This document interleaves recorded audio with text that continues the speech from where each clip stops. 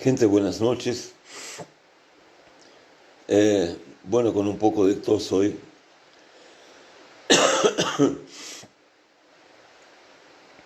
Fin de gripe siempre es así. Pero voy a intentar marcar, aunque sea algunos minutos, su noche, su madrugada, con un pensamiento de Dios. Yo leí a poco el libro de Filipenses, bien al comienzo, ¿verdad? La parte que se llama capítulo primero, del versículo 3 en adelante.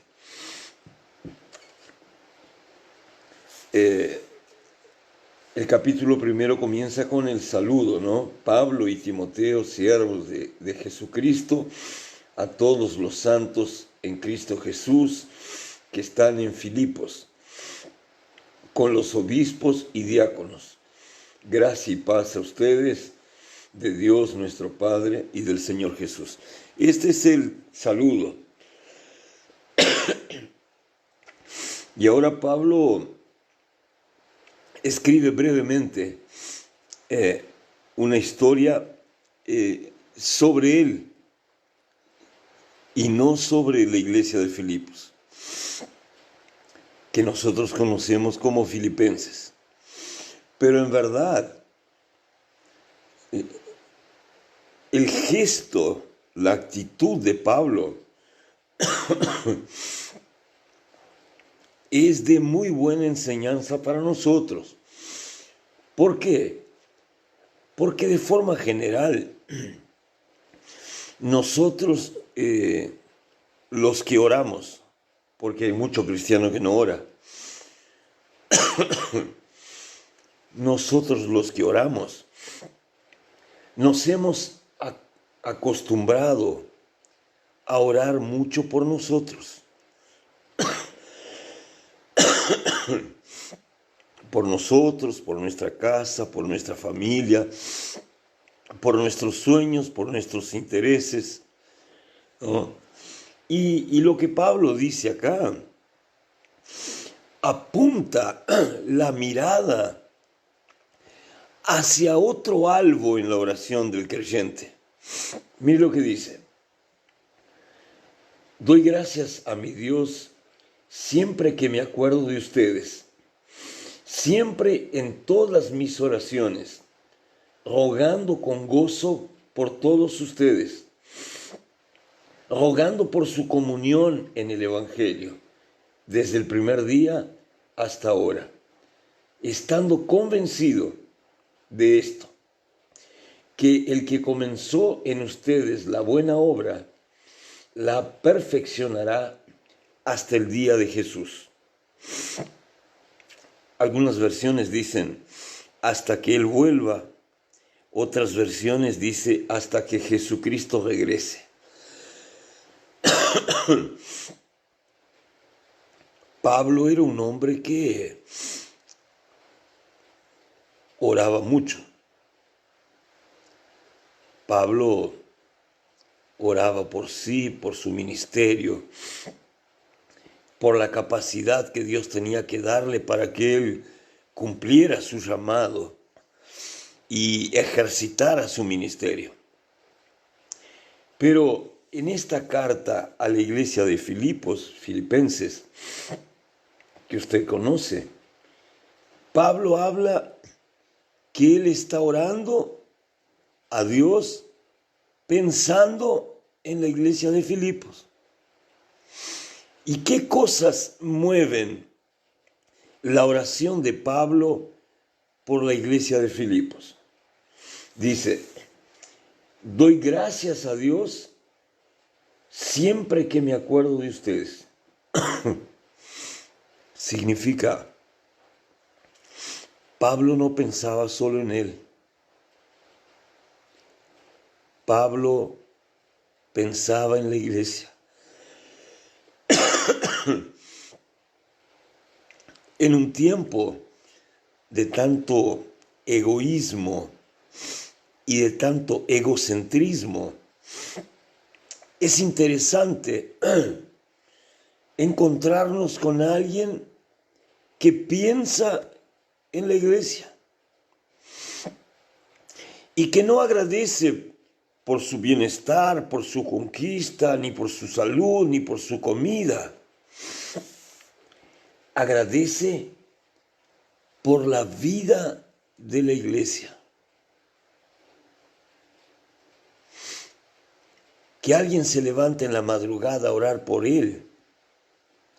Que alguien se levante en la madrugada a orar por su hijo, por su casa, por su matrimonio.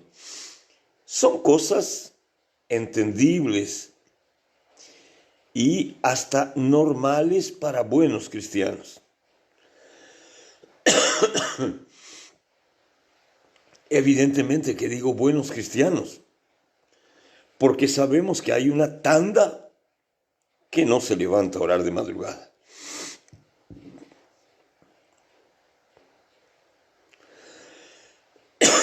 Ahora vea, Pablo ora a Dios agradeciendo por la vida de la iglesia de Filipos y dice, siempre en todas mis oraciones, rogando con gozo por ustedes. Orar por otros ya es bueno. Agradecer a Dios por otros ya es bueno. Pablo no era un pastor, no tenía un rebaño fijo, no era una iglesia de él. Pablo estaba orando acá y hablando sobre esto en una carta a una iglesia en especial. Pero la gran verdad es que era un hábito de Pablo interceder por los justos. Siempre en todas mis oraciones doy gracias a Dios, rogando con gozo por ustedes.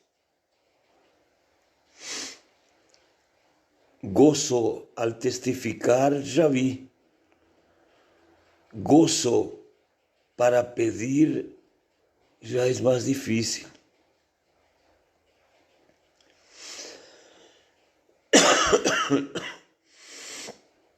Él dice,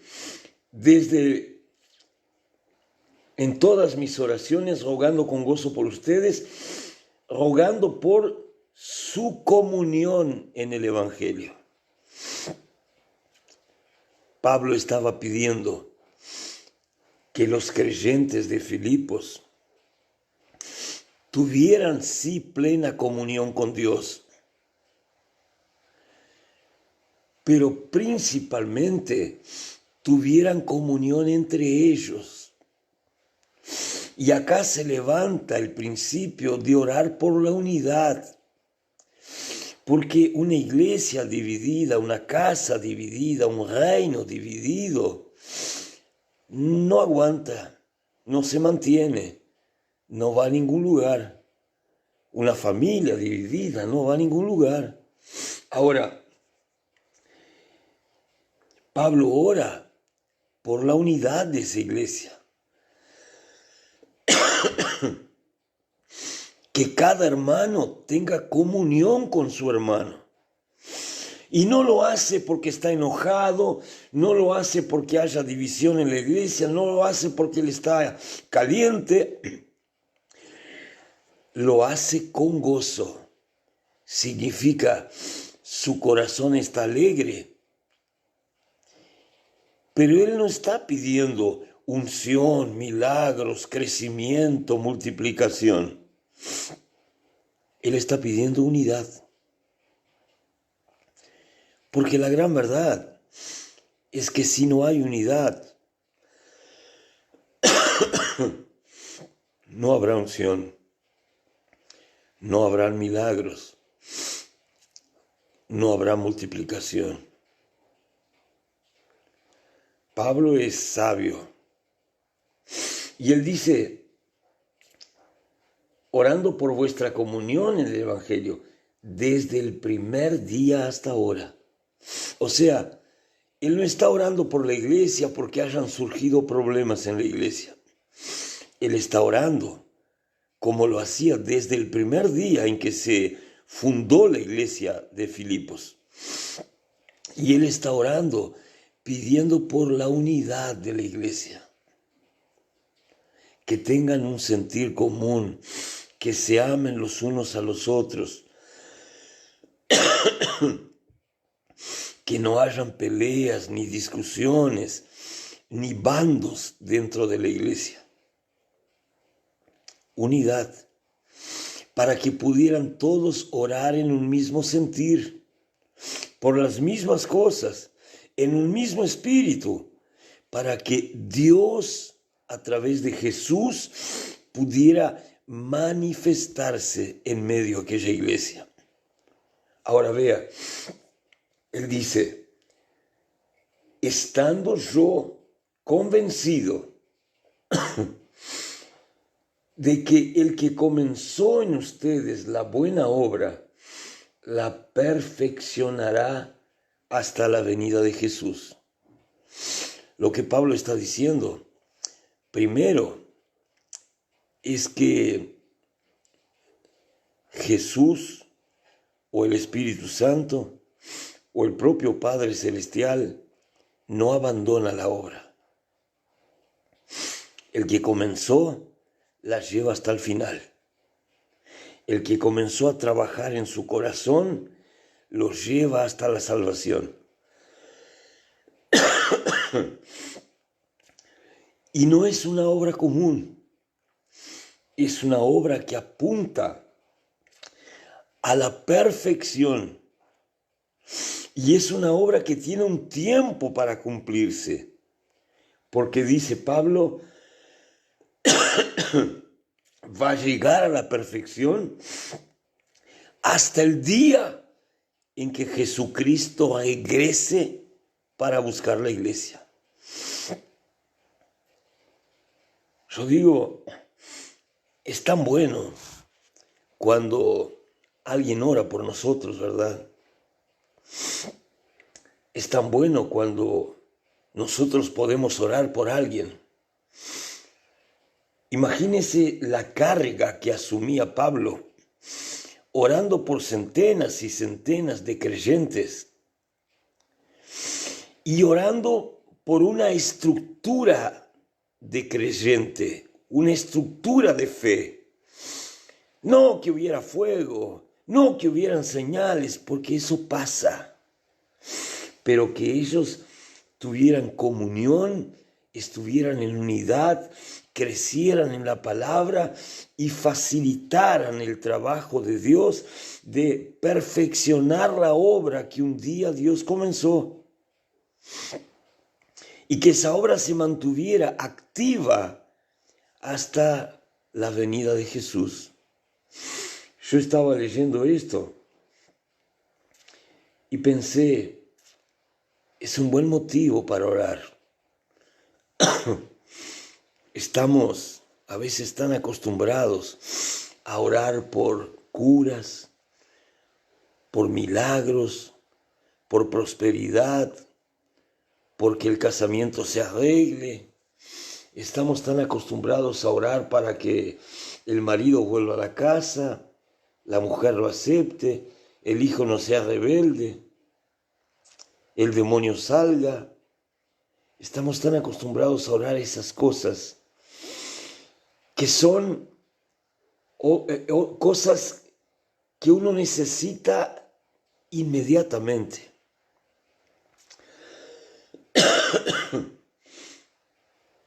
Nadie puede esperar un mes a que un demonio salga. Nadie puede esperar 6 meses hasta que un dolor pase. Son cosas inmediatas que se piden para allá, queriendo que Dios lo haga ayer. Pero acá hay un hombre que es un apóstol y que está hablando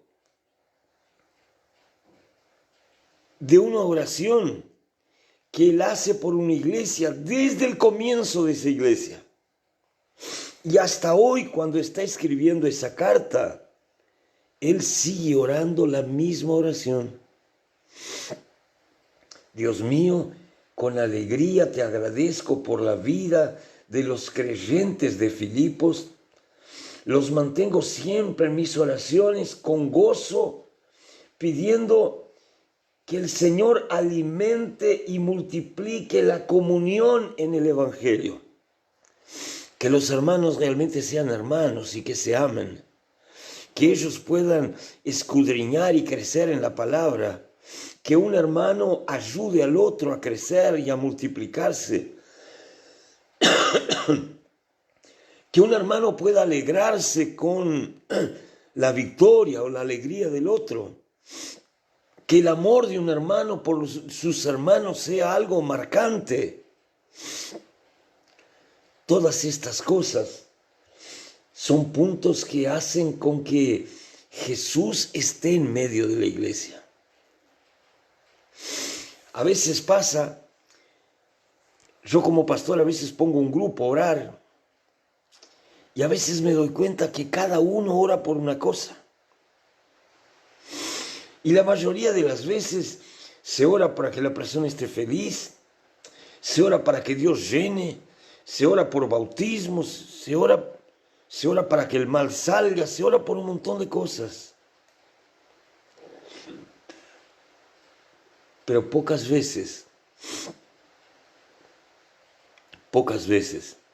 yo veo orar o yo escucho orar por la unidad entre hermanos, por la comunión entre hermanos.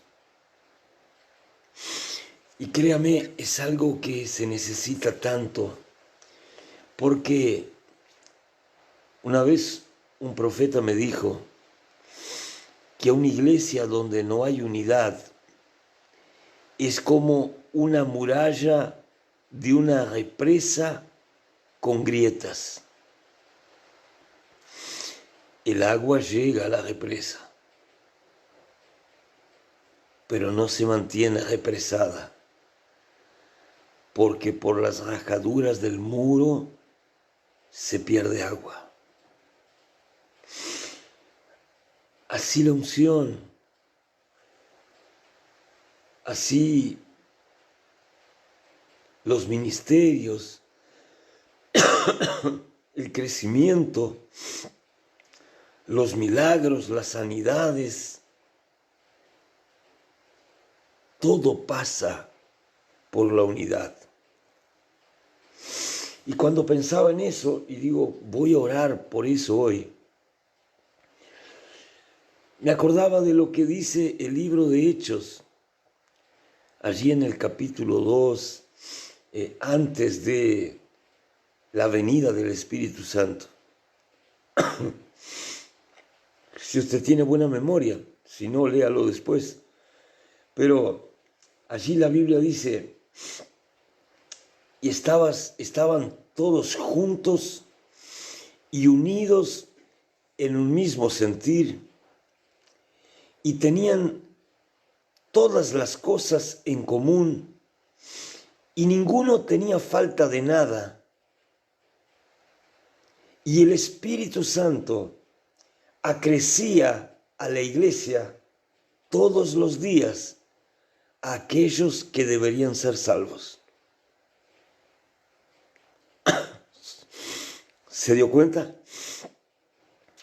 Estaban todos juntos, unidos, unánimes, en un mismo sentir. Tenían todas las cosas en común. Nadie tenía falta de nada. Y como consecuencia de eso, el Espíritu Santo añadía gente a la iglesia todos los días. Dios acercaba gente que debería ser salva, y por eso la iglesia crecía, se multiplicaba, se extendía y surgían ministerios en todas las áreas. Pensaba yo, ¿no es eso lo que necesitamos? en medio a tanta gente que reclama, que se queja, que quiere parecer más que la otra, que quiere ser más que la otra, ¿no es verdaderamente eso lo que necesitamos? Piensa en una familia. ¿Qué necesita una familia? Yo diría, una familia necesita una casa para formar un hogar. Bien. Yo diría, una familia necesita lo mínimo de muebles dentro de la casa. Camas, mesas, sillas, heladera, el fogón, el agua, la luz. Son cosas todas buenas, ¿verdad? ¿Qué casa puede decir, yo prescindo del agua? Ninguna. Yo abro mano de la luz. Ninguna. Entonces son cosas que toda casa necesita, ¿verdad? Ahora, imagínese una casa con todo eso. Súmele ropas lindas, súmele cortinas bellas, caras, súmele iluminación perfecta, pisos de los mejores, pinturas de las mejores, cuadros lindos en las paredes. Imagínese un palacio. Imagínese una familia viviendo en ese palacio. Imagínese esa familia viviendo en ese palacio, en medio a tanta riqueza, pero sufriendo por la falta de unidad. Todos los días se pelean, todos los días se acusan, todos los días se ofenden, todos los días se dicen cosas, se quitan cosas, se rompen cosas. ¿Qué familia usted cree que es más feliz? ¿La que vive en el palacio o la que vive en aquella casa simple que tiene lo básico, lo necesario, pero que vive en unidad, que se ama y que se fortalecen entre sí? Evidente. La Biblia ya dice eso, ¿no? Prefiero estar en un rincón con un pedazo de pan seco que estar en un palacio con manjares en la mesa en medio a una familia alborotadora o a una mujer alborotadora o en medio a personas alborotadoras.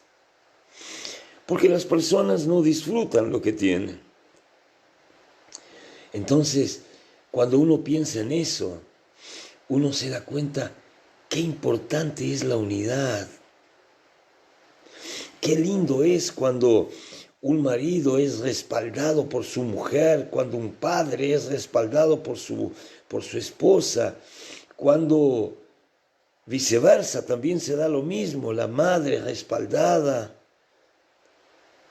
Cuando se trata de corregir hijos, cuando el padre dice verde, la madre dice verde, y no el padre dice verde y la madre dice no, amarillo, vení para acá. Porque una casa comienza a perecer cuando falta unidad de comando. Una iglesia se debilita cuando falta unidad. Un reino cae cuando falta unidad. Cuando cada uno puja por un lado, cuando cada uno quiere algo diferente. Es por eso que Pablo escribe diciendo, yo doy gracias a mi Dios siempre que me acuerdo de ustedes. En todas mis oraciones yo ruego con gozo por ustedes. Ruego para que su comunión en el Evangelio sea grande y lo hago desde el primer día.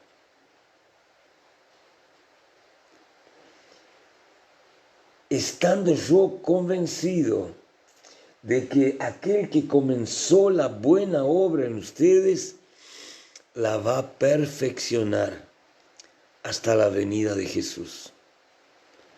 A veces yo estoy orando por mis hijos y mis hijos son convertidos, ya bautizados, pero sé que falta perfeccionar la obra. Y a veces yo digo, cuando veo algo que no estimo, o que no me gusta, o que creo que no está como debe estar, yo digo, Dios mío, creo que tú que comenzaste la buena obra, eres fiel para llevarla hasta el final, perfeccionarla hasta el día en que Jesús venga por ellos. Una de las cosas más fuertes que una familia, una iglesia, un reino, una ciudad, un país tiene es la unidad.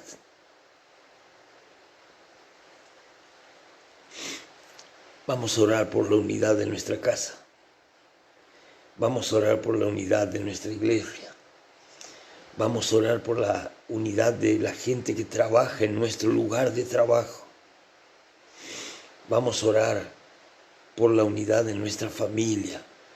Que hermanos no se peleen, que cuñados no se acusen, que no se ofendan, pero que se amen. Antes de orar, agradezco a los amigos que están por acá. Evité mencionarlos porque comencé con mucha tos y no quise dejar de hacer la audición, aunque la tos me estaba jorobando. Insistí, persistí y bueno, ahora la tos se convenció de que tenía que parar de toser. Entonces, mi gratitud a los amigos que están por acá, que Dios los bendiga. Y esta oración de Pablo, yo la hago por ustedes, yo la hago por su gente, por su casa, por su apellido, por su ministerio, por su familia, por su iglesia. Vamos a orar. Ore conmigo. Usted que tiene familiares que no se hablan. Usted que tiene hermanos que no se toleran. Usted que tiene suegras o nueras o cuñados que no se relacionan. Usted que de vez en cuando ve mujeres y maridos viviendo una época difícil de relación. No podemos orar para que Dios bendiga. Dios no bendice división. Cuando tenemos un hijo rebelde, no podemos orar para que Dios bendiga a nuestro hijo rebelde. Porque Dios no bendice rebeldes. Nosotros tenemos que orar para que Dios trabaje en la vida de Segurí, Dios trabaje en el corazón de Segurí, Dios lo lleve a la conversión, Dios lo quiebre y lo haga rendirse a Dios, cambiando su carácter y haciéndolo un hombre, una persona dedicada a alimentar la unidad. ¿Por qué no recibimos tantas oraciones que hacemos? Yo me cuido mucho al orar, pero ¿por qué usted ve tanta gente que ora y no recibe lo que pide? Porque muchas veces piden lo que Dios no va a hacer. Dios mío, tengo una hija rebelde, bendecila. No. Dios bendice al hijo que se somete a su padre y lo honra. Dios no va a hacer la misma cosa con el hijo rebelde. No podemos pedir eso. Tenemos que pedir que Dios lo quebrante y haga de ese hijo un hombre de Dios. Que Dios cambie corazón. A veces oramos, imagínense un hijo orando por su madre y orando diciendo: Dios, bendice el casamiento de mi padre con mi madre, porque se pelean mucho, porque mi madre le dice cosas. Bendecila, Señor, para que cambie. No, Dios no va a hacer eso, porque Dios trabaja en el principio de la autoridad, de la honra. Si una mujer no honra a su marido, Dios no la va a bendecir. Si un marido no honra a su mujer, Dios no lo va a bendecir.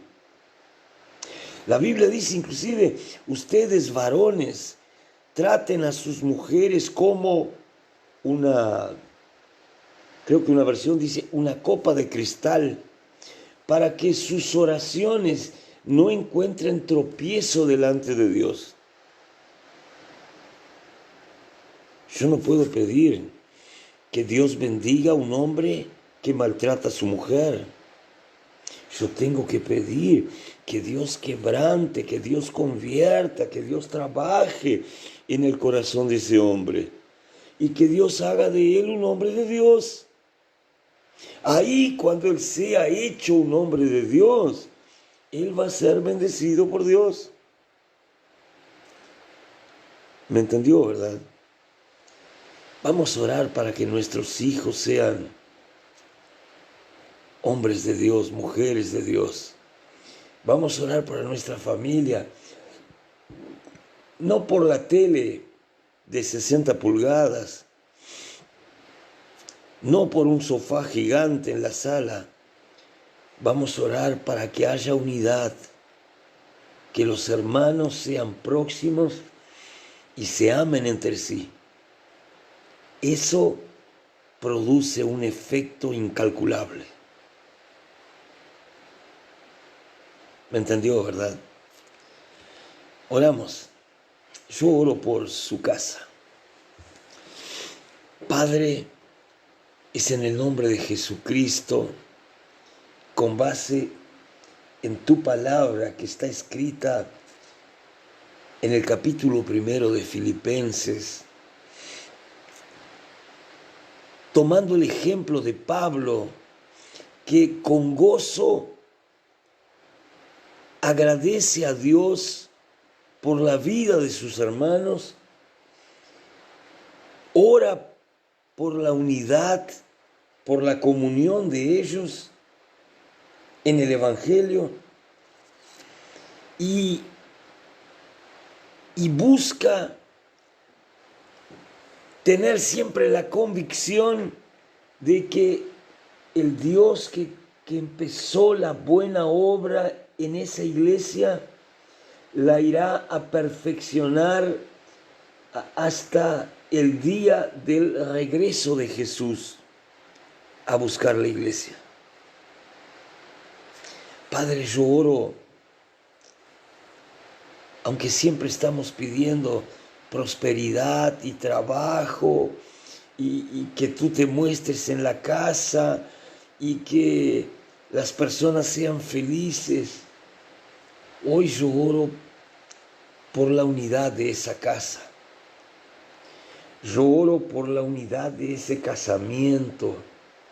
Yo oro por la unidad de los hermanos de esa casa. Yo oro por la unidad de padres e hijos, hijos y padres. Al final de cuentas, Señor, tu palabra dice que vendría el espíritu de Elías. Y yo entiendo que habla de Jesús cuando dice eso. Y dice que Él convertiría el corazón de padres al corazón de los hijos a los padres, y así de uno al otro para que fueran uno.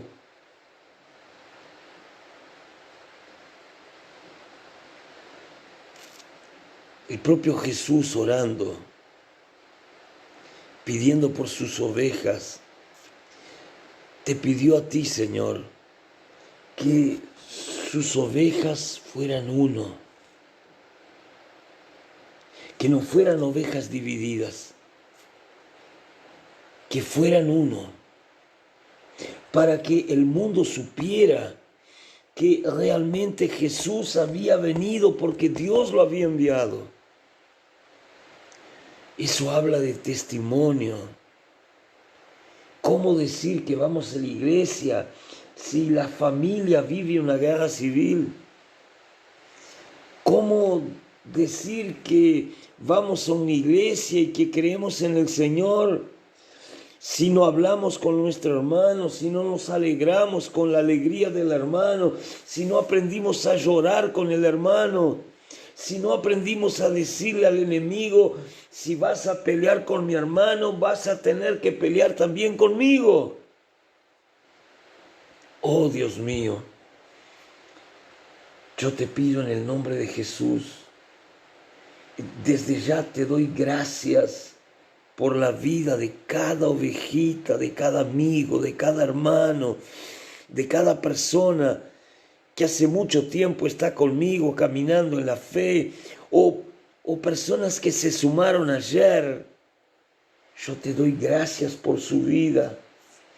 Yo con alegría agradezco por sus vidas, por su conversión, por su llegada a tu casa.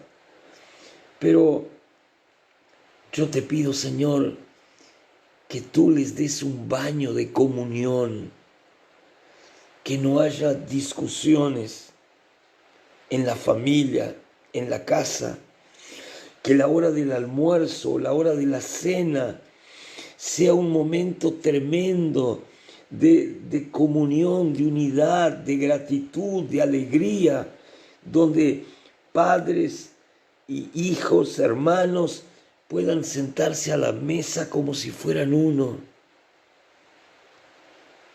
Oro por el MBC y oro por las personas que hacen parte de esa iglesia, de ese ministerio.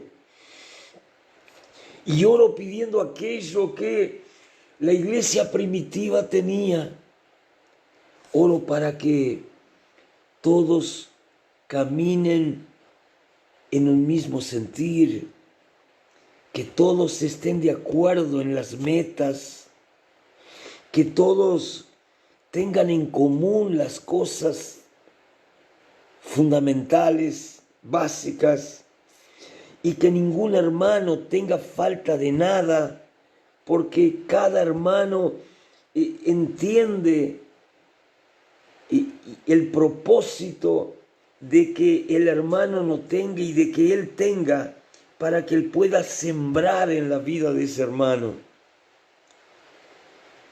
Señor, cuando se cumple eso, se cumple también de que tú añades a la iglesia personas que deben ser salvas. En estos días han llegado personas nuevas a la iglesia. Ya tengo pedidos de personas que se han sumado, que se han quedado, que son MBC. Y yo creo, Señor, que eso apunta a un principio de unidad que estamos viviendo. Te pido por la unidad de cada casa, de cada familia, de cada apellido, por la comunión, la unidad de cada matrimonio, por la comunión y la unidad de cada hermano, que no haya disensiones, divisiones, acusaciones, pleitos, más que el amor de Dios llene el corazón de todos para que puedan amarse sin hacer diferencia de uno con otro, de rico con pobre, de blanco con negro, de gordo con flaco, de bien vestido con mal vestido, que todos tengamos en común todas las cosas y que el Espíritu de Dios se sienta cómodo de habitar en medio a nosotros.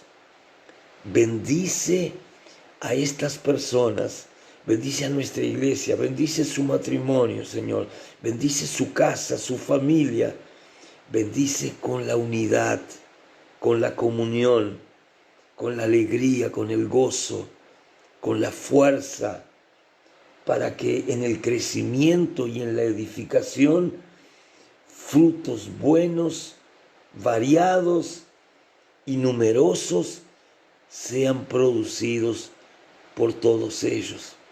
En el nombre de Jesús. Amén, amén y amén, Jesús. Muy bien, queridos. Creo que fue una oración que procede y espero, confío y sé que recibiré respuestas de Dios respecto a lo que estoy pidiendo. Como usted hace parte, espero que usted pueda disfrutar de eso, vivir con intensidad eso y alegrarse también con eso. En el nombre de Jesús, que Dios te bendiga. Que Dios te bendiga. Cariños a todos los que estuvieron, no los mencioné, le dije, estaba mal de garganta y con mucha tos cuando empecé. Ahora, como persistí, se fue la tos. Que el Señor lo bendiga. Nos vemos mañana miércoles al mediodía y por la noche nos encontramos allí en el MBC para nuestro culto de romper cadenas en la mitad de semana. Dios te bendiga, gente. Beso grande, nos vemos. Chao, chao.